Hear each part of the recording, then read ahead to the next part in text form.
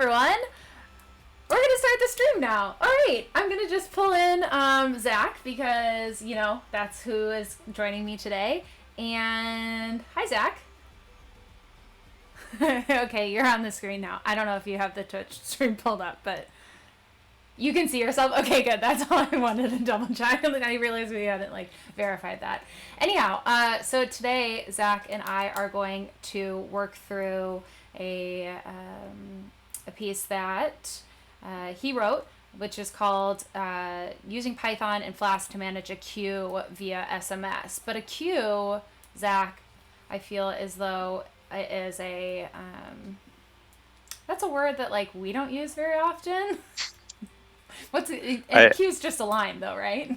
Yeah, a line. So specifically a line here, like something like at a restaurant or at the DMV or someplace where you might be normally asked to take a number. This is kind of the high-tech version of it, where you just text in to a number and you get added to the list and then notified once it's your turn. Sweet. So making life a whole lot easier. Fingers crossed if the code works. Hopefully. Okay, sweet. So I say that we should just maybe dive right into it. So we are going to be following along the tutorial that you wrote earlier this year that's up on our Nexmo blog. And I want to figure out a way to link this tutorial in the chat somewhere. So I'm going to just chat it myself, but I'm not sure that it'll persist. We'll see. And if someone wants it, then we can maybe add. I know people have cool ways of doing stuff where they have a quick command to do it. So maybe that's something I could do in the future, but I haven't figured that out yet because this is the first stream. And so we'll just, learn from there. Okay. So where you have us in your tutorial, you kind of have talked through the fact that we're using Python and Flask, and we have some prereqs. Do you want me to check my Python version? Yeah, just do a check. Let's check to make sure that your setup is the same as mine, just so with some of these steps. Just do a Python 3 and then dash version. Are you Darby, by the way, on Twitch? Is that you? Oh, this works for now. Oh, that works for now, the code link. Sorry. Okay, so Python version. Yeah, so do Python 3 and then dash version. I have. Or you can do this too. I have Python 3 already set as my. So it's your default. Okay, cool. That makes it even easier. Cool, yeah. And then are you already in a directory that you created for this project? I think so. Let's check. That's Python Q your. Yeah. Yes, it is. We could call it what you call it in your tutorial. Is that easier? Nah. Who cares? No. That's fine. I just want to make sure that we're starting from the right place. Yeah. Actually, before we from there, further, can I get an audio? I have no clue how the audio sounds. If I was crazy loud on the videos that you and I checked yesterday to do practice streaming. So if anyone in the chat could tell us if I'm being, ridiculous and over talking Zach, that would be super, super helpful. But I guess we'll continue going until we hear. Oh, Lauren's good. And audio's perfect. Okay, great. Oh, phew, Safina. Okay. Anyway, so I'm in the space that you would like me to be in. Then you have the next part of the tutorial to clone it in case someone wants it. So the sample project, I'll also link that in case someone wants to take a look at the phone. Oh, Zach is very loud. Okay, I'll make you a little quieter. I've turned down my volume a little bit. I hear you fine, but yeah, actually I do have them set as different, but whatever. Okay. So cool. So if I wanted to jump and get the final bit of the code, I would clone that, but I don't want to do that because that would be cheating McCheaterson. That's not the point at all. So instead we are just going to dive right in. Yeah. Okay. So next you have creating and So activating yeah, a virtual environment. let's create a virtual environment. And the reason for this is with Python, virtual environments help you kind of manage your requirements and all the dependencies. So there's a couple of ways it can work, but if you work within a virtual environment, you can kind of choose which version of Python you want to use for this particular project. You can make sure that all your libraries that you install are local to that project and they're not going to interfere with any other projects you have. And it's also really easy to export what libraries you've installed if you want to do that later for sharing with someone else. So yeah, so you could create and activate your virtual environment using the Python -m venv, and then the second, I just have venv as the name of it. You can name it whatever you want. So I could call it VMV Lolo. Yeah, you can just call it that. Yep. Ooh, And then yeah, once you do that, it will create your virtual environment, and then you need to make sure you activate it. Okay. So you just do. So what this is actually doing, it's creating a folder within your directory, another directory that's named whatever you named it. So you just have to now do source, and then the name of your directory there /bin/activate, and that will kick things off. Sweet. All right. So it's activated. Awesome. Cool. So now the first thing we can do is just install some of the requirements that you'll need, some of the base requirements and their dependencies. And then you'll probably want to just copy this from the blog post, but you can create a requirements.txt file in that same directory that we're working in. And then we'll just put in these three requirements, which are Flask, which is our web framework, and then Flask SQL Alchemy, which is going to be used to manage our database, and then finally the Nexmo Python SDK. Okay, and it's fine that, and you said the requirements file can live within the directory that we created for this? Yep, that's where you want it. It generally lives in that base directory. And if you deploy to places like Heroku, for instance, that are designed for Python, they will look for that requirements.txt to kind of kick things off. Well, that's handy. So it's good practice to use that. Okay, cool. Rather than just going in and installing them individually. Sick. Okay, so I have my three requirements put in there, and then we have in the tutorial, you tell us that we need to then install the dependencies and run the following in that project directory. Is that my next step? Whoa, I lost your audio. Ooh. Oh, sorry about that. Oh, no, you're back. Okay. Hi. Okay, so you do it, yeah, pip install, and pip is like Python's kind of package manager. And then you just do the -r, and that just makes sure that all the dependencies for your dependencies are also installed. And then you do the name of your file, which is, in this case, requirements.txt. So if I just ran it without the -r, that would then just only do the Flask SQL, Alchemy, and Nexmo, and if they had dependencies, it wouldn't get them going? I'm fairly certain. Yeah, yes. we know that. Okay. I'm pretty That's sure. interesting. Okay, sick, bro. So now it's almost. Yeah, it's gonna download these. We can go do something else while it's working on that. We can get started. So you'll want to create a new file. Okay. And we can call it main.py. And this is going to be our main file, I guess, for our Python application. This will contain. Yeah. The main.py file. You can name it whatever you want. Main is a fairly common name for. Ooh. It's like you might have. I don't have a Python JS. linter installed. Can I'll install that? Yeah.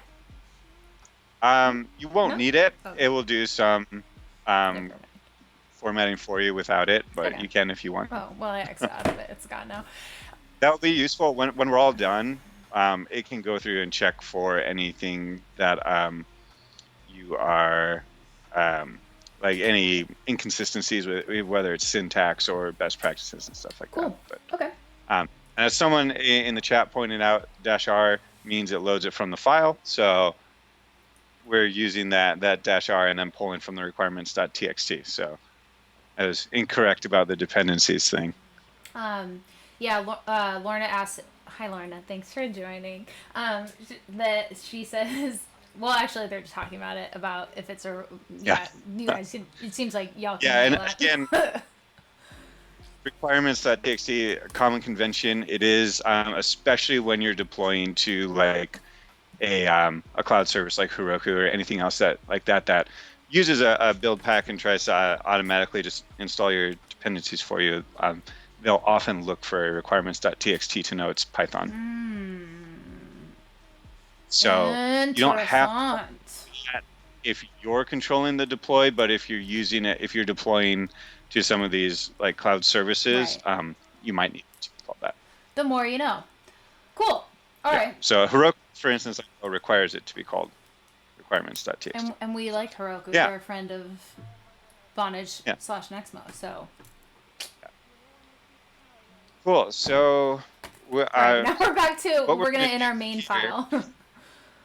yeah, in here we're gonna do a couple of things to get Flask set Okay. up. So Flask again is our web framework. What Flask does is it creates this app that's going to be running for us, and it runs a basic web server that allows us to use our local host and access the web page. So I would just kind of take that clip from the blog post and copy and paste it in there, and then we can kind of talk through Sure. the different things we're doing here. So this is just the very bare minimum kind of what we need here to get set up with our database. And the first thing we do at the top of this is we're actually importing our Flask modules and libraries and Flask SQL Alchemy. These are the things we'll need to run this program. But then right away, oh yeah, That's fine. that's a WordPress quirk right there. It's Line okay. numbers. So yeah, we get everything installed that we need. We are going to get our database set up and get it connected to our Flask app. Okay. So the line here you see, that's app equals Flask name. That just, anytime you're using Flask, you'll start off with something like that. You don't have to call it app. You can call it what you want, but app is a commonly used convention. Okay. So what we're doing here is we're first defining a location, where in our case we're doing a SQLite database, Okay. which we're doing right now. Python comes with, so SQLite will actually create a local database in our directory, very lightweight. We don't have to worry about anything. We define this path where it will live, then we create our Flask app, and then in that app's configuration, we are setting the database path so the Flask app knows where the database lives. And then the next thing that we are doing is we are saying we're creating SQL Alchemy here, and we are going to define what the user class is going to look like. So we are creating this class called user that is going to be our entries into this so database. The user has the phone number. Okay. Yep. And that's okay. So and in this case, we're using phone number as our primary key. Yeah. Just a unique way to identify each entry. We don't care for this particular app about the name of the user or anything like that. What we are doing is we're just storing them by phone number, and then we have a couple of additional pieces of data that we use throughout the app to keep track of them. Whether or not they've been notified that it's their turn in line, what time they joined the line, and then finally a wait time, which is just used to sort them appropriately, so we have them in an order that corresponds to who joined the line first. So we define all of these things for our user class in the database, and then what SQL Alchemy does is it takes this information, and it's really cool because it can work across all sorts of different kinds of databases. using the same setup, but it kind of takes your SQL type model and it puts this layer over it where you can talk to it like your normal kind of object-oriented approach that you'd use for anything else. And so that as we manipulate database objects and so on, we have this layer of abstraction where we don't have to actually be writing SQL queries. We can treat it more like something we'd be more familiar working with in Python. Oh, I see. So you're kind of tricking. Okay. So you're telling it how you want to do it that way. Yeah. Okay. Neat. So now I have that in my file, and I'll jump back over to what you have in the tutorial. You kind of explained that the script sets up your Flask application basic database configuration, including defining a name location for the database, as well as defining the name and data types of the columns within it. Okay, so we can now start up Python in our interactive mode. Is that what you want Yeah, us to so do now we're next? going to go to Oh, terminal and sorry. we're just going to, we're going to kick off Python just to create our database. So you have Okay. to create the database first, and then we're going to run the application and it will have access to it. You can very easily just put this into another script that you run. And I've done another implementation of this where that's what it does. It just Oh, takes this step, puts it in a Python script. Um, this is just a way to show you what's actually happening here. You can just run these 3 lines. First, you do from main import DB. cool. And so this is basically you're getting that SQL Alchemy object here. And then you're going to do db.createAll, which is going to create the schema basically for your database based on the columns that you've defined. Okay. And Is then it okay that you I just, have it got the warning that came up? yeah, Okay. that's a common warning. There's a flag you can turn on to um, basically stop that warning from showing up, Okay. but That's that's okay. just a SQL Alchemy thing. So I ran And then you db can, create all, and now we just quit it. yeah. So now you can look in your directory, just do, look at the files in there, and there should be a q.db um, in that directory because It SQLite, is as I said, just kind there. of skewed it. All right. Awesome. Yes. So we've created it. So this step is if you're doing any further development and you decide I want a different schema, I want to have Yeah. different columns, or I want my Yeah. columns to have a different data type, Uh huh. you have to then go back and change your database. Right. Okay. If you're just developing, what I do is I usually just delete my database that was there And and then just rerun this step with the yeah. new defined schema. Right. If you're actually like in more of a production environment or something like You that, wouldn't want there's to a lot delete more the that's yeah. involved with translating from one database to another, but you Okay. don't have to worry about that if you're just developing. Okay. Cool. Okay. I So mean, I now we've guess got it's good our practice database. to do it as though it's in development, so that you. Okay, that makes sense to me. All right. Awesome. So the next all about getting Ooh, our friend Ngrow set Engrak. up, correct? Um, Yeah. so How? in this step, I mean, ngrok, we could wait to just do this later, Sure. um, if you want, I or we could mean, do it now. for me, or yeah, I mean, it doesn't. We could like have it going in another guy and another. Um, when you with Python in your virtual environment, can you run ngrok from it, or do you have to step out of it? You could run ngrok in that same one. The virtual environment just pertains to like the Python Python. things. Okay. Um, but yeah, you'd probably want to open another terminal window just because ngrok likes to run with, Yeah. take up the whole terminal. Uh, So let's do that. Ngrok. Ngrok. HTTP. Do you want to explain what ngrok is? I always say it helps set up tunnels, but then I'm like, yeah. does that make sense? And so I'm not sure. I think that's too brief always of an explanation.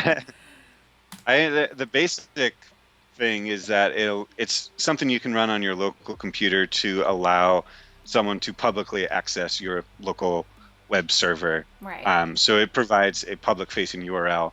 for your web server. It's really a development tool. It's not something you'd use to, host anything in production. Mm. But as a development tool, it gives you a public-facing endpoint, which is useful for us because we're going to that using the Nexmo service to contact that endpoint to send some text messages back to our web server. So it's good for like this play mode where we're building something locally, but we want Nexmo, which is to be able to connect to it. And I think it's always important too to like note, look, it's running and it can stay running too. Like Yep. while we're building, and so it's not something you really need you can set it and forget it. Yep. Yeah, it just runs in the background. And another thing, like with Nexmo especially, we're going to be doing a step where we take that ngrok forwarding URL and we put it in our configuration. Yes. If you stop ngrok and start it up again, that Yeah, URL changes, so you're going to need to make sure you update your configuration. It's annoying. Very, very frustrating. And something easy to forget, and then you can get caught debugging something for, for me, hours sometimes, and I'm like, what is it? And it's that. So, okay, cool. So let's see. So in your tutorial, you have us going to the dashboard, grabbing your key and secret, which I did build out a cool visual for secrets, which looks like this. When eek, I have secrets, but in OBS, but I don't think I need that because I've already set that in my Bash profile today before our call. Cool. So we got those. So the way one way to do this in the tutorial, I have, and this is sometimes how I do things when I'm just developing. I'll just plug in my key and secret right there in the file. Yeah. Not the best, most secure way if you're going to be sharing that file anywhere. So this approach, you set it as your environment variables, is a better way. So we want to go to our main.python. Yep. And we're going to add a couple of things now. Yes. So let's start at the top. Let's actually import a few more things. Just at the very top, put a couple of lines, extra lines there. At the tippy top?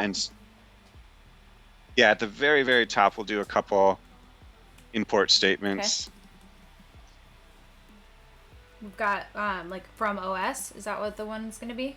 So we want to start with import, actually. So if you're getting just like, I'm not sure the exact terminology here, but when you're importing these things, if you're importing pieces from a larger library, you use the from statement and then you use the import.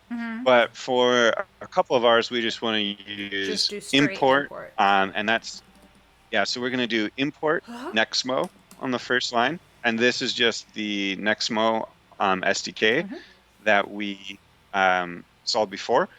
And this will allow us to, it just makes it easier to send SMS messages, basically. It handles a lot of the nitty-gritty of that for us. And then we want to do import on another line, time, comma, space, JSON, and OS.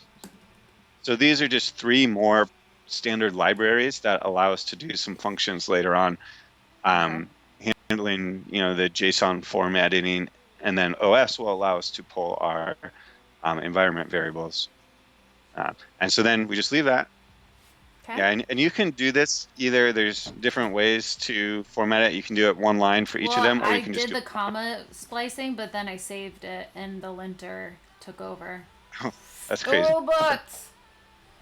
And then we're going to do one more, and this one is another from, and we can do from date time, import date time.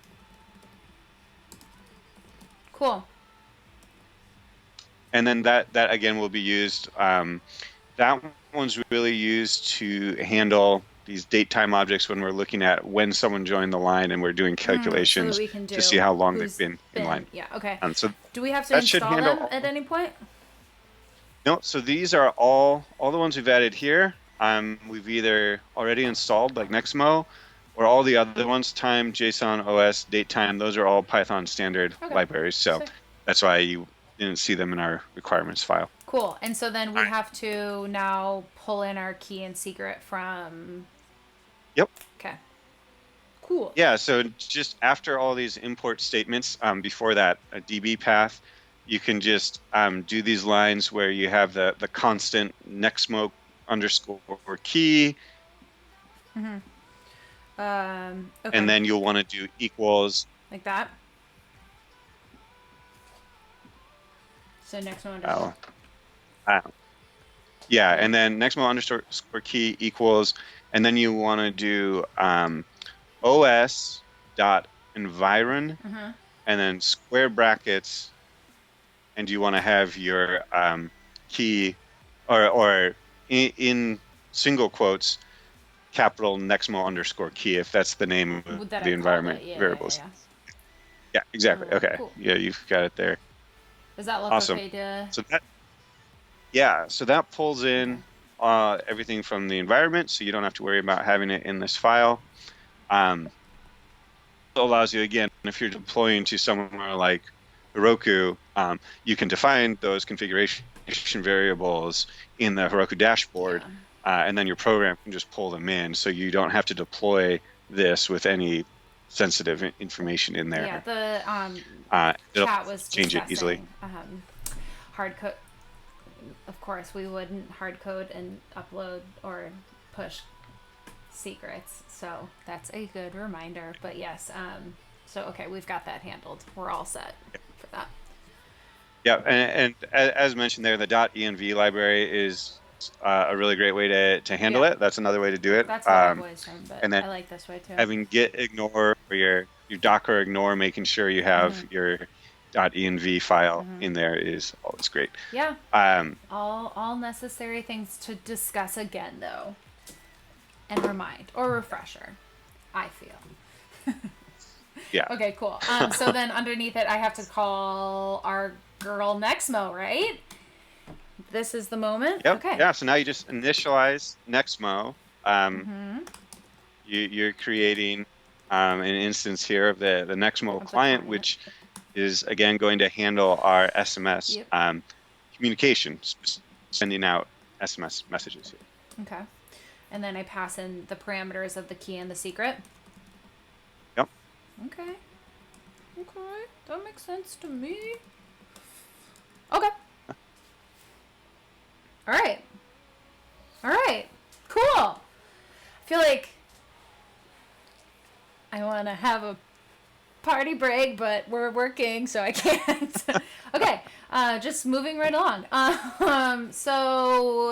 Number. Actually, maybe I'll show your the browser of the tutorial the way that you explain this because I already have the number put in. But numbers in the dashboard are kind of important to like pay attention to, look at, etc. Yeah, so you want to have for this, you'll need a phone number that's capable of doing SMS communication. So you can, in the Nexmo dashboard, you can pick out a number if you don't already have one. And then the numbers have a little, if you go to your numbers dashboard, there's a little settings wheel. And in there, you can choose a number. And in the settings window, there's a inbound webhook URL field. Yeah. So I already have it set to something else, so I'm going to override this one. And let's see, I'm going to go back to the code, and I'm going to grab our ngrok URL so that we can put it in there. Okay, so I don't have your tutorial pulled up in front of me right now. So it goes, the format, it goes ngrok URL, webhooks. Yeah, /webhooks /inbound SMS.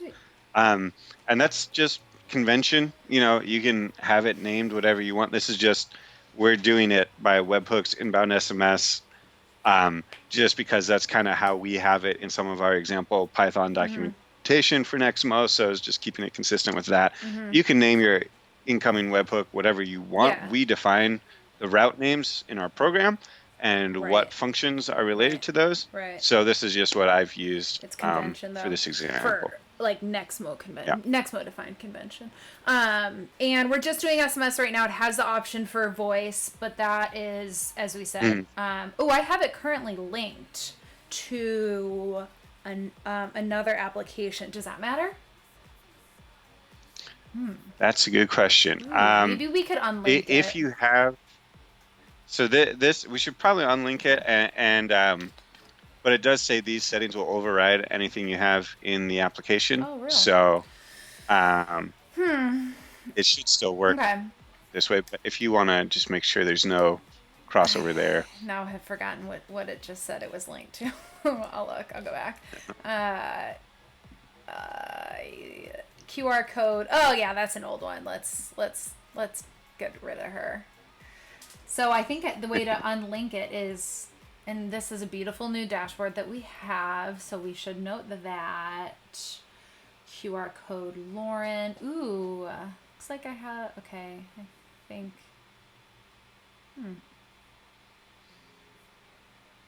No, there's a public key. Shoot. Okay, I'm gonna just hope that it is. We're okay. Let's just hope so. Okay, we'll find out, I suppose, right? That's kind of the fun part of it. I think it will still work just fine. Okay. Yeah, that's learning as we go along. True. It's always fun. And a good thing to, like, it might be, I'm gonna just make a note, in case like something isn't working. It could be the first place we start to debug. Okay, cool. So in your tutorial, you have us going then, saving the setting and then working. If you're working from the sample repo, you now have everything you need to run the application. But we're not, because we're building it together. Yeah. Yeah, and we're going to start with the back end and probably focus pretty much on the back end and then paste in our front end. The front end is very simple here. It's basic pages using a little Bootstrap and just a little bit of JavaScript to help with our server sent events that kind of automatically refresh the page if someone joins our line. Nice. If you have more people. Yeah. But it also doesn't require that. It will automatically refresh the page if someone's disabled JavaScript or something. So it's Nice. just a little thing to make it a little prettier. Smart. But the back end is where all the fun stuff, in my opinion, is happening. So we'll focus All right, there. ditto. All right then. So cool. Let's you have in the tutorial, you have some routes. Should we define the routes to get started? Yeah, let's do those. And that's like right after you've defined the database, you'll paste these in. So if you can scroll down in your code actually to the very bottom, there's that little bit there that's like if __ name equals main. That's the little bit that kind of kicks off the Flask application, saying if we're running it from the command line, then do this, run the app. And so everything else that we do generally in Python, you put before that bit when you're doing Flask. That's the last thing. Two-liner needs to stay at the bottom. Yep, that usually stays at the bottom. She's got to stay. I'm not sure if the order really matters. I mean, but it's the... Nobody puts little if statement in the corner. Let's keep it there, and then let's just put our routes in, and then if we're wrong, someone will tell us in the comments. I mean, that's like the beauty of this whole thing, where we get to say bold statements, and then someone says, that's just wrong. Okay, cool. So walk me through. Do our best. Yeah, right? I mean, here we are. We showed up today. So the route, the first one is the root, it looks like, and it's taking the index.html, which we haven't built yet, but we will. Yep. Yeah, so this will take, this is just kind of, our, where you land. If you come to our website, it will use this render template function, which is part of the Flask library, and it turns this index.html, and the parameters you see here, where we say length equals query length, number equals phone format, maximum number. The templates use some variables to be able to have they're dynamically generated at the time of building the site, and then they're static when the site is Okay. actually running. So if you have anything like in our case, we want to initialize our query length with like what is currently in our queue because we're not going to be updating it with JavaScript Mm-hmm. right away. And we want to initialize the number that people should call. These are variables that can change based on either what's in the Mm-hmm. database or what you set as your Mm-hmm. configuration. So we're sending that cross stuff through. So then index.html, as we'll look at a little later, will take that information, generate a static page, and then push Cool. it out for display where we can access it. So it's a really simple route here that just our index page just shows how many people are in line and what number you should call to be added to Okay. the line. And that's really all we're But doing with that's that all route. right. That makes sense. And then The next list. one here, yeah, so list slash list is shows a list of who's in line. So this is kind of like your manager Okay. Your view. admin. Okay. The other one's the public facing Okay. kiosk view. This is like the manager Cool. view. If you have that secret information of, oh, it's slash list, we're not getting into any kind of No, no, that's not for authentication or today. We're anything not. here. No, no. Yeah. Yeah, it's for. There's plenty But tutorial. basically, yeah, what this one does is, again, we have another render template at the end of it, which is another page that's just a column with a list of numbers and some actions you can Okay. take on them. And then we also send across our user information for it to populate when it gets set Okay. up. But it also does a little bit of form handling. So we have on this page a number of buttons that are in this form and the buttons have different Oh. actions. So we're saying if someone makes a request to this endpoint and it's a post request rather than a get request, we can assume that that is a call from our page from the form action that's sending the information across Oh. rather than someone visiting the Yeah. page. And in that case, what we do is we break down the information from the form and we kind of split it up. And we Mhm. say, if someone pressed the notify button, we're going to run our little notify helper function with the information from the form about what phone number that was Mhm. pressed for. If someone presses the remove button, same thing. We have an arrived button. So there's 3 different buttons that could be next to a phone number in Mhm. our table. And what we're trying to do is just process here to figure out which button got pressed and which phone number is associated with that button. So then we can do the appropriate thing for that user. Cool. That makes total Um, sense to me. and then Okay. Awesome. Yeah, and then what it does is it regenerates the page. So if you've pressed a button, rather than it just doing like a JavaScript like Ajax call Mhm. back and updating dynamically just that bit of it, we're actually refreshing the whole page. That's just a choice that I made in that by doing it this way, we could have it all still work very nicely if JavaScript was turned off or something. It doesn't depend on the JavaScript That's smart. working, and it just refreshes the page. So it's just a one way of doing this. You could do it by having JavaScript requests every time you press the button that just come back to this endpoint, but we're doing it by refreshing the Okay. whole page because there's not really any state data that we're worried Okay. about losing on the Okay. page there. That makes sense to me. Does that mean that we Yeah. are now at the place where we get to build our webhook route?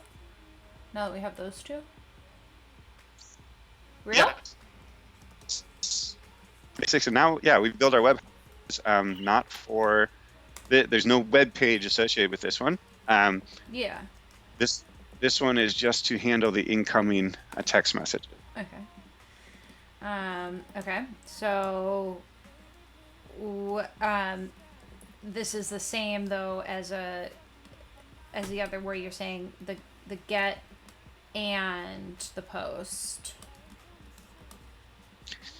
Yeah, and this is just we're saying that you could call this either way, and this is configurable. I think in the Nextmo dashboard how you want to send those requests, whether you want them to be get or whether you want them to be Ooh, post. yeah.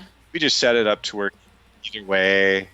Again, a lot of this is based on kind of the standard Nextmo Python SDK documentation just to keep it Oh, consistent okay. across there. I use that as kind of my guidelines here for how they handle this. Just Yeah. because, if it ain't broke, you don't need to fix it. Sure. Um, but that So it's just built the same way. Yeah. so uh shoot, I just had a question about that, but it's escaping me right now. Something that often gets me when I'm building sometimes is that in my like settings in my dashboard is I have like changed what my like the get or post it. Have you ever ran into that problem? Do you know what I'm talking about? I realize I'm speaking in like odd I like it's hard to explain what it is that it, like the error is but it's just so frustrating, but it's like an often gotcha moment that I have in the basic settings of the dashboard that like override it sometimes, but hopefully that won't be a problem today. Yeah. We'll Yeah. we'll see. I'm not. And one thing to note with Yeah. Python that's different than other languages is your Yeah. indentation's really going to Well, matter. so I was wondering that So actually. Like, do you it's like looks really wonky right now. Like, should I just override what's happening on, um, like, do you see what I'm doing right now? Moving it backwards or back to the correct place. I was kind of expecting the linter to yeah, fix you it for should. me, but it won't. Okay. Yeah, it is weird. Yeah, it should be the if and the else should be lined Mm-hmm. up together, and then everything inside those should just, yeah, be one more level of indentation in. So you'll want that Move the message num. after the else to also be Oh, back in. But the num's right, text is this guy. right. This message on 54 should needed to move. Yep. Okay. Um, Yeah, just back one level. cool. Yeah, so that is definitely good to note. As someone who learned on Ruby. Yeah, Python will get you on that, and the error messages aren't Oh, necessarily always really? clear about what you messed up, and you have to be careful if you've mixed spaces and if it's got tab characters in there. So yeah, that's one of Yeah. the fun Python quirks, Um, but it's no, worth it. for sure. It's definitely Um, something that I'm like in. I'm pretty new to it, and so I'm definitely learning the quirks of it and the different intricacies of it, which I think is fun to then cross compare between everything and understand like why it is the way it is. If action is yeah, num, or that's the parameter, and then else. Oh no, I want it to be send. yeah. So what we're doing here, the first couple of lines are basically just Yeah. formatting. So we're just if it's a JSON object that we're getting, we're converting it into a Python object Mm-hmm. appropriately. Otherwise, if it's information from like a form or arguments, this request.form, request.args, that's all Flask terminology. So it's coming in as an object. So we want to just process it Yeah. appropriately so that we get this message object. And then we have a couple of things within that message object. One is this SISDN. That's basically the phone number that sent the Yep. message that we're pulling out. And then we're also getting the message text and just making it all lowercase. That's that. Okay. If we were running this in production, we'd probably put a little more intelligence in Okay. here and to try to catch like common misspellings or anything like Oh that. yeah. So, you could even do some natural language type classification to Hmm. try and figure out what someone's actually saying. That'd be cool. But we're doing the most basic here, which is We're just expecting we're them to say making everything something specific. lowercase. Okay. So, Um. and then we do this map here where we basically say, here are the different command words they can use. And then we map it to the name of a function that provides the appropriate reaction or response. And then so later here we say, if we were able to map one of the words to an Yep. action, so if this action actually exists, then we run that action. Otherwise, we say, I don't know what you're saying. Please try again. Yep. That makes sense. And then return the 204. Okay. That makes sense to me. So once we're done with that, where you have in the, let's take a look. Let's jump back to the tutorial. After you do that, you bring us to the place of, our helper and action functions. Fun. Okay. Yeah. Sick. So these, I don't think we need to go Individually. through each one by I'll put in. one. I'll put in Most of them, them I can do individually though. Oh, dang-a-lang. That is. What is that? That's WordPress, huh? yeah, that word. I Okay, know it's whatever. line numbers. So let's see how we can do. Oh, there she is. Okay, cool. So we've got the format for that. Yeah, so we it's just a simple one to format the phone number. Yep. Um, this is for, yeah, I think both, it works for both US and UK numbers, but Bold and then statements. So, I mean, who knows? I that haven't tested it on that. might be a little crazy. Oh no, Then you've our demoed. query Yeah, length yeah. is an interesting one. This Um, one, query length. but this one does it where you can see here we're calling that user class, and then we're running a query on it. So this is querying our database, but we're not having to write a SQL query here because we're using SQL Alchemy. We get to do this real cool, super easy. We just say we have a filter where if the user hasn't been notified, Count it. count it. That's how many people are in line. Number of users who have not been notified is how many people who are in line, which is the number we put up on our big kiosk display. Okay. So wait, can you Um, tell me again? Why did you decide? So and if they then haven't been and notified, that's the count. yeah, so you have a line of people, a Sure. virtual line. Um, what our display will show is both people who have not been notified yet, and these are the ones we consider Okay. in line. And then it will also show people who have been notified but have not arrived Oh. yet. So we turn that Okay. notified flag on, and when it turns to one, they're not counted as They're. people in line, but we still keep Yeah. track of them Yep. so that we know Got it. who's been notified but hasn't That shown up makes total yet. sense to me. Okay, Um, I see it. That. Yep. Got it. yeah, and So you. and then a lot of that logic is in this query users Right here. function, where basically what we're doing is going to our database, finding all the users, splitting them into two groups, into waiting, which is people in line, and notified, which is people who have notified but have So not this. arrived yet. And this just puts everything into a nice object that's easy to handle for some of our later functions, Okay. already split up in ways that it's really easy to sort by wait time Cool. and stuff like that, which we Awesome. do So later. now the last one is going to be adding in the send.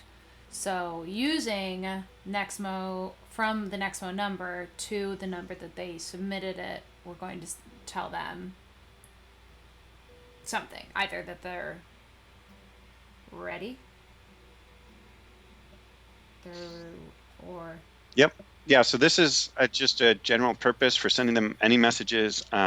You put in the text you want to send as an input parameter, and it will be something like, yeah, it's your turn, or if you send a message like status, it will return, you are number such and such in line, yeah. um, Cool. that type of Well, thing. a good question was asked is could we have used a Boolean for asking if they've been notified or not? Or are we tracking the amount of times we notify them? Yes. So yes, this has to do with the fact that my plan for this eventually, thinking ahead, is actually to have that notified be have a Yeah. few more states True instead or of just not. notified or not. It's kind of going to also it's going to be notified or not notified at all, has been notified, and then like has arrived and was previously in the list is going to be a third state. So this is kind of the next step. I was kind of Cool. looking ahead to that, and that's the reason why. And is some functionality that hasn't I been mean, but it's implemented good to yet. build for the future. I mean, that's debatable too, I suppose. I'm sure people Mhm. would be like, build for the now. But that makes sense to me. Cool. All right. So we need a few more action functions, right? So like an enum, Aaron says. Okay, well, sure. Maybe. I'm sure you have a reason for that also, Zach. I'm not sure exactly if that is so or not, but I can look at that in a bit. We'll try. Uh, Okay, so now I'm adding in the add, and that's the hello again. You've been added to the list. So if someone is trying to add themselves yeah. already, So these are all the the little action functions yeah. that are based on what the user texts in, or based on someone pressing a button Okay. in the management console. So add will be if someone texts in, and if you've texted, if you're already in the database, it will just say hello again, and it will then run status, which tells you what place in line you are. Nice. If you haven't been added already, it will add you to the list and then send a message that says you've been added to the list. And then it also runs the help action, which tells you the different commands which we you can haven't use. built out yet, but the remove is deleting the Right. user from the database and telling them that Yep. otherwise you're not in the database, so you can't be taken out of it. That makes sense to me. Yep. Okay, so now we have notify. Your turn. Yeah. Quite climactic, So yeah, this exciting is notification. Hey. An exciting, it's a great one. I spent a lot of time thinking about what we could put here. That's funny. But it's basically just this can only be triggered by someone in the management dashboard. It doesn't automatically just like take whoever's fallen into the first position in line and send them a notification. Just in case. Again, this is kind of looking forward to different use cases. If you're in a restaurant and you have like tables of different sizes, that's a parameter you could keep track of. And so you might want to have a little more manual control over who gets notified first. So this is all done by a button. You press a button to notify someone. They get this message that it's their turn. And then at that moment, we keep track of basically their total wait time that they had up to that point. And we store this. And that is just used, again, to kind of keep track of and looking ahead to the future, putting in a way of calculating average wait times, which isn't in here right now, but this is just kind of in there for that. Regardless. It's like how we were talking about on our team recently about getting data around how long Jira tickets exist and how long they're in particular columns. So it's similar. I don't know why, it just reminded me of that. Okay, so now the next one is status. So if you have the notify, you can either be not in the line or you can already have been notified if they have that set one, and then otherwise we would tell them their number in line. Second. Okay. Yeah, so if they're currently waiting in line, we sort the user list by wait time, and we tell them what position in the line they are. And we do this right dynamically at the time of the status, because again, we're not necessarily pulling people just from the top of the line, so they don't always stay necessarily in the same location related to everyone else. We just sort by wait time, and we assume, that people will most likely, the order will correlate somewhat to your wait time. Okay. So we calculate it there, or if you're not in the line, it'll tell you you're not in the line. And if you've already been notified, you should already know this, but just in case, to cover all of our bases, it sends you a message that you've already been notified. That's cool. And then lastly, of those action helpers, we have the help one that we referenced earlier. Yeah, and that's just real basic. Here are the commands you can use to get more information. Awesome. Okay, so then back into your tutorial, you have a little bit of the final route, which is to dynamically update the views based on the message from the server. Yeah, so this app uses server sent Yep. events, which are basically just a way. What we do in Python is we create this route that most routes, when you visit them, it'll perform some action, and then the application stops processing what you're doing. This route is set up function where it's actually continuously running. So once you visit it once, which is done by a JavaScript request from the front end, Uh-huh. it continuously runs. And what it's doing, it is checking in periodically on the length of the line Oh.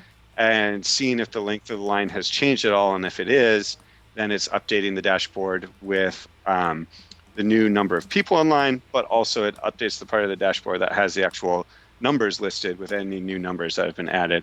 Okay. So how often does it decide to check it? So in this case, I have it checking, I think once a second, Okay. basically. That can vary. You can change that based on how you want to do Uh-huh. it. But it's running a very, basic query. So it's not taking a lot of data here. It's not sending the data over unless something changes, and it's running a really small query here, just kind of on the length of the line and everything to make sure that it's the same. So this is something that I haven't found a whole lot of information. It's a newer way of doing things versus like a WebSocket kind of two-way Yeah. communication interface. So there's not a ton of information out there about doing this with Flask, but there's some good stuff out there that I use to kind of figure out how to do this, and You I'm got a still playing with positive a little bit reaction to in the chat figure about out how it. to do it in the best way. I'll be totally honest. I'm typing out some from your tutorial, and I don't know what I'm typing. Like, or I don't. I guess that's not really what I mean. I mean Yes. that I don't understand like the this data and then NN. Yeah, so in this case, this is just a Python way of rather than doing the full Mm-hmm. like Yeah. concatenating piece after piece, you can do this where you put those Mm-hmm. kind of curly Yeah. brackets in there, and you do a dot format, and then you can kind of define the format of what you want in there. The NN is just creating new lines, which is a signal to the JavaScript request that Got it. that bit is over. Um, and one of the things here in our earlier functions, we ended them all Yeah. with a return where we were like returning a value. Um, since this one, we don't want it to do a return because that would Mm-hmm. kind of kill off the process. We we have a special kind of return at the Mm-hmm. end of here that's a little different. But in the end, inside here, we have these yields, which allow you to send data out, send data back without Okay. killing off the process. So when we say yield, it's like while the loop is still going, it's sending that data Okay. back through the channel that you've created between your front end and your back Okay. end. And then you return here the response event stream. How does that look to you?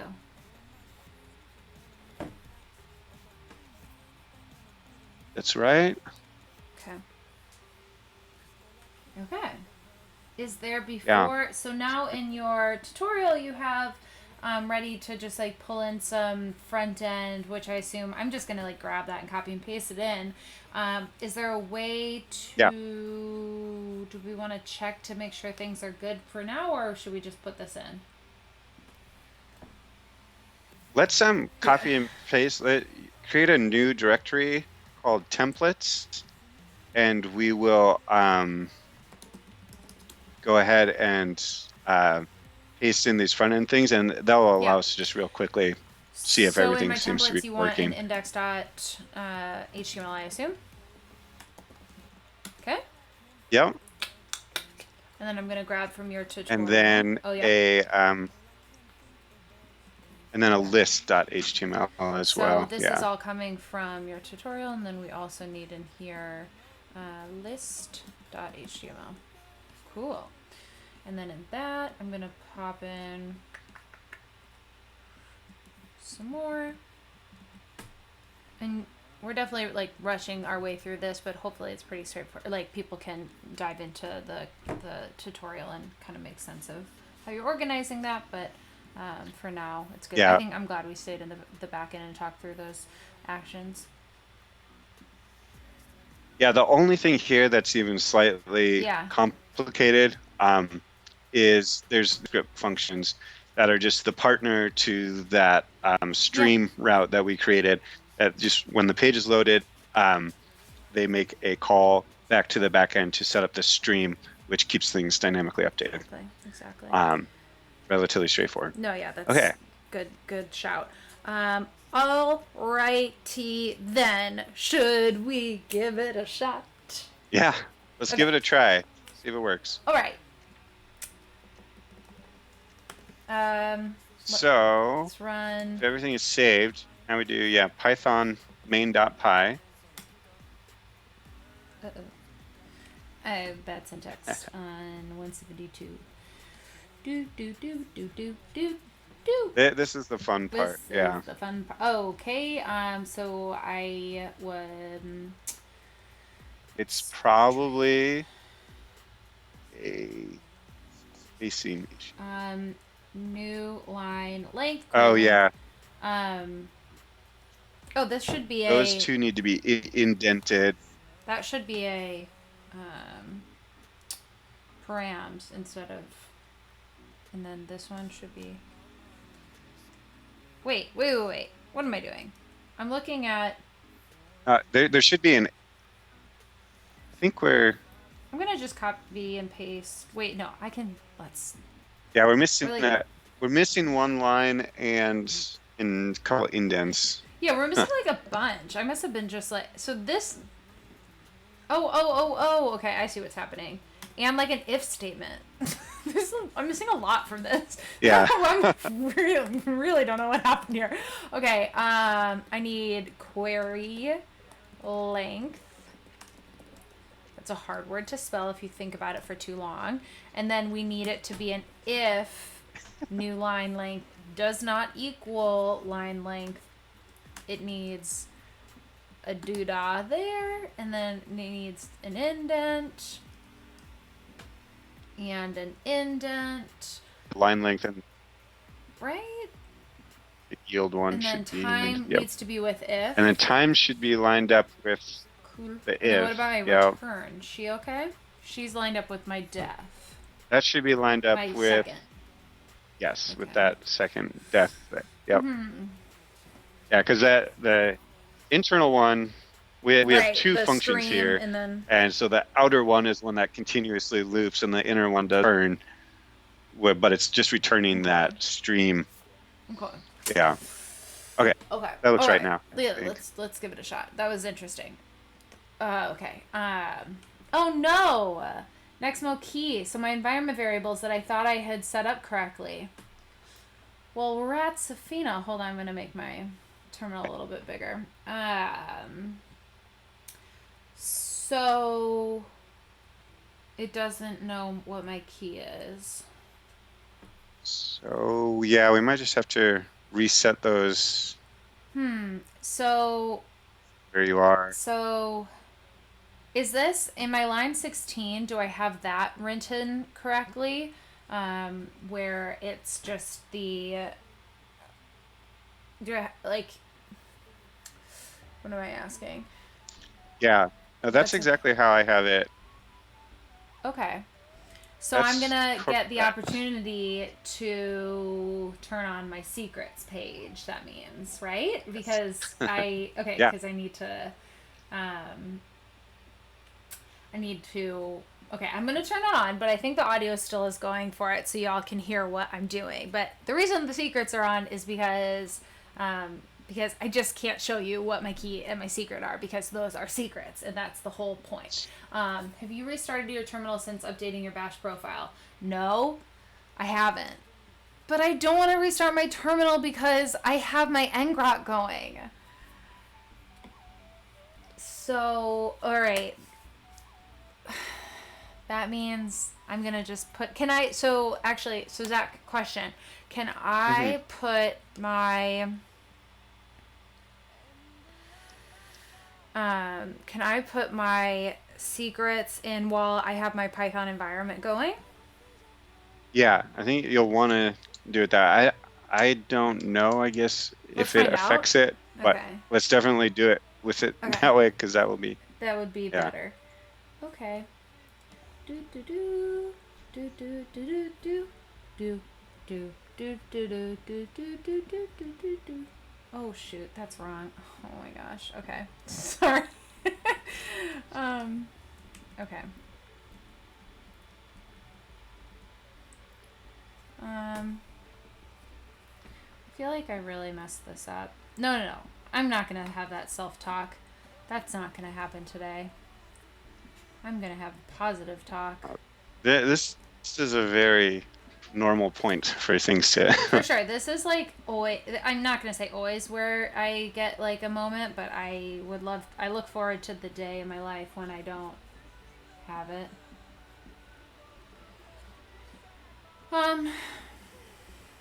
All right, so I'm going to clear I just put those in manually. Like as in when I say manually, I wrote in my terminal, I wrote export and then, Nexmo key and set it, everyone, in case that's and Aaron has other ideas. So we'll try your ideas, Aaron, in a moment if this doesn't work. But thank you for submitting and sharing those ideas. So Python main.py. Let's see if it works today. Ooh! Did it? I think it did. So now we should go to this guy? to a browser. Okay. Just do, yeah, you can do that little HTTP and running on port 5000 as well. Sorry, I'm sorry, Cub. Oh, ooh, my dog was sleeping so quietly, and now she's here. Okay, all right, that's okay. Did you have a nice nap? Okay. Oh, so it says error. We've got some errors happening. So wait, that you all can't see that yet. So let me bring it back to there. We have some errors. It says, well, I'm not very good at reading errors in this, but it looks like event stream is event not stream is named. Let me take a quick look. It says event stream. I should have been here. I see what she is. I wrote 2 E's. I think my keyboard is sticking recently. It's been doing that to the I also. Every time I type, let's just get Cub in the shot a little bit more. You want to be in the camera? Okay. Every time I type, like I do double I recently. But anyway, maybe that'll. So do I need to restart it, or is it going to? Oh no, it's gonna keep. So, because it's in debug mode, you shouldn't need to restart the whole server. Yeah. For certain things, you might have to. Okay. But usually, you should just be able to refresh your page. Okay. So yeah, that looks like it's. Let me bring us back to the browser. So all right. So now we can test by sending a message. Cub, we need a Cub cam. You're being so cute right now. All right, so now if we have people viewing the channel, if they were to text that number, it would pop them in line? Yes, it should. Well, yes, it should. Let's see. Excuse me, Cub, I need my phone. It might take a second. Well, I could also, let's see. Boo, boo, boo. Cubby, please. 203-580-9124. And what do I text it? Did we say? Hi. Hi. Just the word hi is how you get added. Okay. Yeah. So, okay, I see some errors happening in our terminal. Let me show you that. So, it looks like it's saying request object has no attribute get. Inbound SMS. Return self view functions.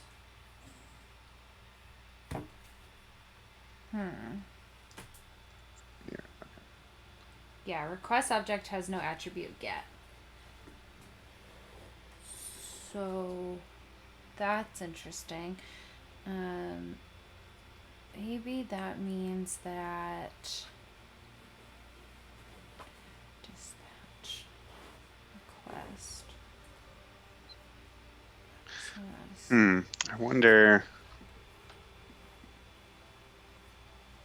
So that would be in our webhooks Yep. endpoint. So that is just. I wonder if this is related to the settings you mentioned Yes. earlier. Then, So, which and ideally this would work I know, regardless, I'm but wondering that. it I could be can't related. show. So, in the settings, my HTTP method should be post JSON or get or post. Get? Should it be a get? Let me Yeah, let see me what know I what your had settings is. there real quick. The reason I don't have this pulled up is because it has the secret and the key all on one view. Right. Okay, settings. Cubby, you're doing a great job. I have You have it in post. post Okay, so I'm as going to mine. change mine to that. Just And I'm going post. to start it over. And I'm going to close out of that. And I'm going to, so back over in the browser view, still that view. And can we see the line in your Python file with the error? So it's the light down where the error is happening. So it might just be Oh, a difference in the version. yeah, I think it's that. It's the setting because I just got a. Well, okay, so Oh, error throughout the rate. So I got you've been added to the list. Hello again, number 2 of 2. But over in the view, I got 0. Do. Why? Okay. huh. Hello, you've been added to the list. Hello again. Oh, because I sent it twice. Because I sent hi. That makes sense. It should still update because it should pull that function is not. Please wait and retry. Post request or post webhook hit throughput rate exceeded. Please wait. Okay. Sent message. If you refresh your view, does it still say 0? It doesn't. Ooh, sorry, didn't show that to the world. I just refreshed it Okay. and it has 2 in line. So this we have to refresh. So that's something to do with it's not appropriately calling it's not doing the bits where it's server sent events is working correctly. Yeah. So I don't know if that's related to the delay because of the setting not working correctly. So if we added here, let me try something here. Anyway, So but yeah, it's mostly working. It is mostly working. That's huge. So let's not be upset about that. So what we need now I assume you entered it, right? Is that what? Should I look at the list view?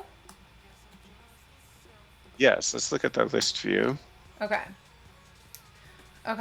So I'm gonna remove me, and then I'm gonna look at this view, and there's one of us, And then what I'm going to do is, oh, I got a message saying I've been removed from the list. So if I say hi again, will I go back in it? You've been added to the list. It should automatically add you, yeah. I'm going to refresh.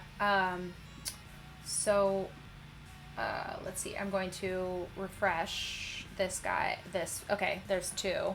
And then, yeah, so, okay. So we need to refresh. Was that intentional?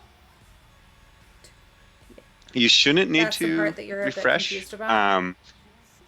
So that would be the part that we could, debug and troubleshoot next. So I mean, I assume you're not disabling JavaScript in your browser. I'm using that would be Code one Canary, thing that would, or Chrome. Sorry, Code Canary Chrome, because it doesn't have any of my like bookmarks and things like that. And kind of if you look at the view of it, it's just for the developer view. So it could be that too. So if that's not the issue, then it would take a little more debugging. Just a regular, but another page, like a regular. Oh, I have to drop out or get myself out, and then I have this. Move myself. Do do do do do do do do do do do do. Yeah, in my other view, it didn't refresh when it, but that's okay. I mean, it's still, oh, let's take a look at, thank you, Cup. Let's take a look at, so my code looks like I have, is this, oh, I just got an help text too. For updates, text status, and to remove yourself from the list, text cancel. So that's should get sent when you first sign up, or if you've already been signed up and you send another hi. So I think there might be something with the text message order here affecting things. The fact that things didn't work right away and it didn't get the message right away.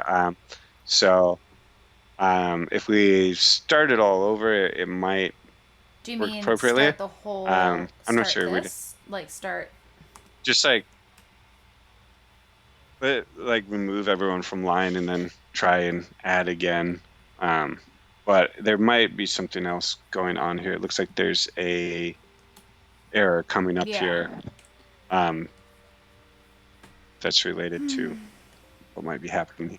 Well, the yield line is wrong. The query user is missing a parens. Thanks. Thank you. This is what's so fun about this. All right. On this exact line, even, are we saying? That one has it. Maybe the next one. The other one. Does queries on a few lines.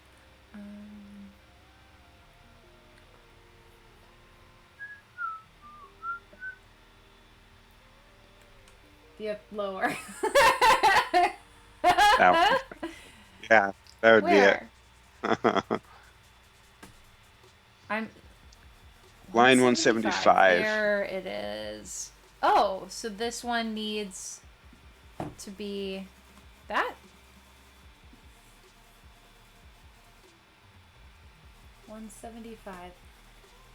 I added parens to 175. Are we all happy with this? Yeah, that should do it. Cool. That was cool. So now remove someone from the line. Sure, I would love to remove someone from the line. The reason I'm not showing this is because it shows our personal phone numbers in the view. But I mean, I guess, it's probably pretty easy to figure out these days anyways. Okay, so right now let's look at the code at the desktop. No one's in line. Nobody's in. Okay. Okay. So, yeah, now if you show Code? the view, show that view, and hopefully added Do you text? update. You're waiting nervously. Oh. It should do it right I'm away. gonna do it again. So there might be something Hi. still missing. Ooh, I've been added to the list. According to my phone. I'm gonna refresh it. All right, so yeah, let's look at the code. The code says, did you normally get this throughput rate exceeded? Please wait and retry error. Have you seen that before? Not normally. I don't know if that's a Nexmo thing. Maybe we're it might be sending too many messages here. Oh.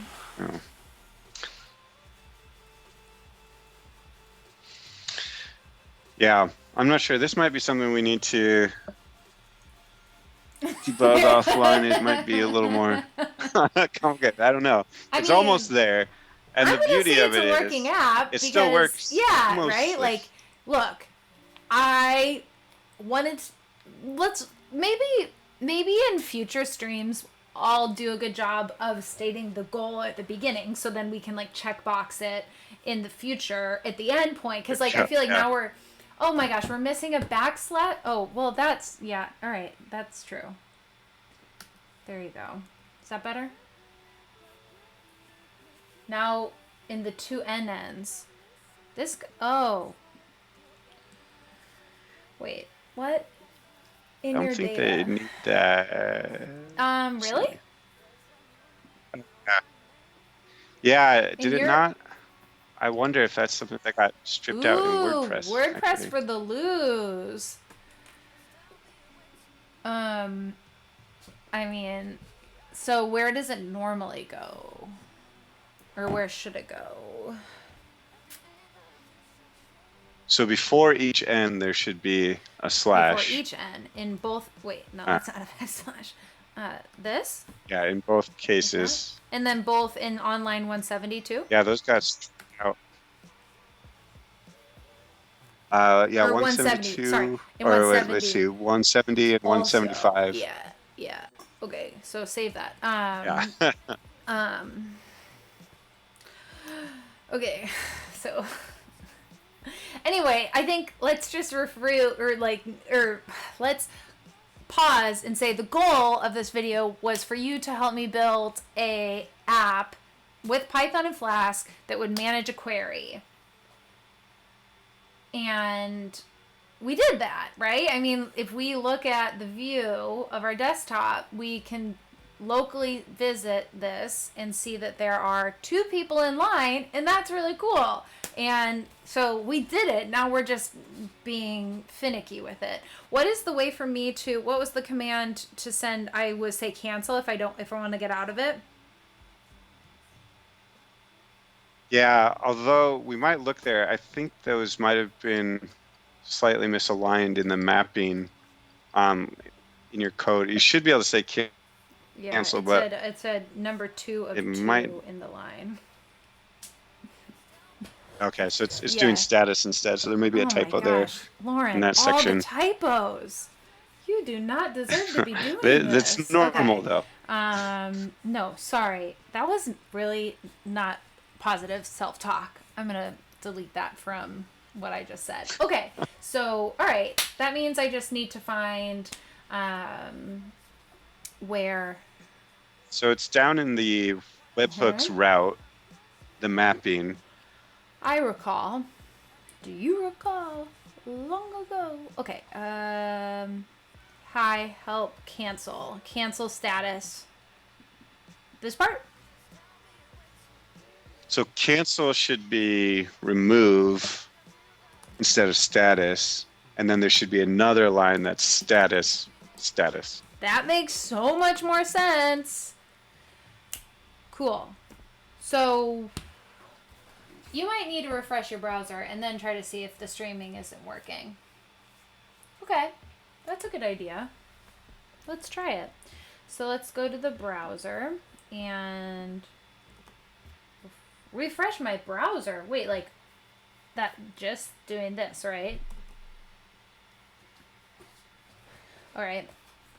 Okay, so now we should be able to cancel. And it says, oh, look! You've been removed. And look, did you just cancel too? Yeah. Yeah, I did do it. It worked. Yay! Good girl. Mwah. All right. Thanks, everybody. Okay. Well, that was, you know, I very, very fulfilling to see that happen and work. So thank you, for walking me through that today, Zach, and also being the guinea pig in streaming with this channel. And Aaron for helping us debug in the code or in the chat. So team effort, everybody. Cub, you were a great support dog. I think, Zach, how do you feel? Are you happy with what we built? Yeah, no, I'm happy. I'm not only happy we built it, but it also pointed out a few places in the post and in the code itself that could use a little bit more attention. So that's always good to go through it. have some more QA on it so we can make it even better. What do you think? Yeah. So the next person who does it won't run into these issues. Well, I mean, my dog is... Oh, you can't see her. She's really... Oh, yeah. Cub, thanks so much. I need you to not do that. We're almost done. I promise. I'll take you for a walk. All right. Yeah, that was super fun. And I feel like I learned a lot, and we'll just continue learning. So, Zach, line 47 in the code has a bug. Wait, where? Oh, Cub. Oh. 47? Yeah. Yep, that's the error we ran into. It should be request args.get. Request.